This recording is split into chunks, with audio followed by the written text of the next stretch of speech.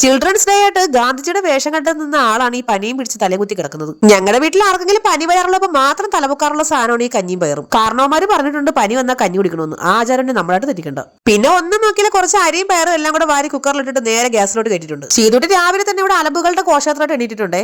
അങ്ങനെ മൂന്ന് വിസിലിൽ നല്ല ചൂട് കഞ്ഞിയും പയറും പിന്നെ നല്ല ചമ്മന്തിയും. ചമ്മന്തി കുക്കറിൽ ഉണ്ടാക്കിയതല്ല കേട്ടോ, മിക്സിയിലാണേ. ഭക്ഷണം കഴിക്കുമ്പോൾ ഇടാറുള്ള പതിവ് ആക്ഷൻ കൊച്ചിന് ഇടാൻ തീരെ ആരോഗ്യമില്ല കേട്ടോ. പിന്നെ നമ്മുടെ പുതിയ എലാസ്റ്റിക്കിന്റെ ബെഡ്ഷീറ്റ് ഒക്കെ അങ്ങോട്ട് കട്ടിലേക്ക് വിരിച്ച് അടിപൊളിയാക്കിയിട്ടുണ്ടേ. ഹോസ്പിറ്റലിൽ പോകാൻ വേണ്ടി ഒരുങ്ങിയപ്പോ ഒന്ന് തട്ടമിട്ട പെൺകൊടി ആവാൻ നോക്കിയതാണ് കേട്ടോ.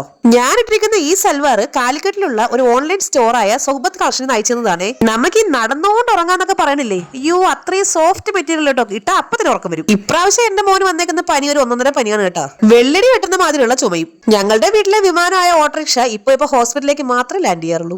അതിന് ഹോസ്പിറ്റലിൽ നിന്ന് ഇറങ്ങാൻ സമയം കിട്ടിയിട്ട് വേണ്ട വേറെ എവിടെയെങ്കിലും ലാൻഡ് ചെയ്യാനും അച്ഛൻ. ഇങ്ങോട്ടേക്ക് വന്നപ്പോൾ ഉള്ള ചുമയും പനിയൊക്കെ കണ്ടപ്പോൾ ഞാൻ വിചാരിച്ചത് ഹോസ്പിറ്റലിൽ ഡോക്ടർ വാരിക്ക് ഒരു ഇഞ്ചക്ഷൻ ഒക്കെ തരുമെന്നാണ്. എന്റെ മോന് പൊതുവെ ഇഞ്ചക്ഷൻ എടുക്കണമെങ്കിൽ വീട്ടിലുള്ളവർ പിടിക്കണം, പുറമേ നിന്ന് വരുന്ന 4 പേരും കൂടെ പിടിക്കേണ്ടി വരും. അതെല്ലാം നേരത്തെ തന്നെ മനസ്സിലാക്കിയിട്ടാണെന്ന് തോന്നുന്നു ഡോക്ടർ കുറെ മരുന്നുകൾ മാത്രമേ തന്നിട്ടുള്ളൂ കേട്ടോ. ആഹാ, ഇനിയിപ്പോ 3 നേരം ഭക്ഷണം കഴിച്ചില്ലെങ്കിൽ എന്താ, വയറ് നിറച്ച് കഴിക്കാൻ മരുന്നുകൾ ഇഷ്ടം പോലെ ഉണ്ട്. അപ്പൊ നമ്മുടെ ചാനൽ എല്ലാവരും സബ്സ്ക്രൈബ് ചെയ്ത് സഹായിച്ചിരിക്കണേ. ടാറ്റാ.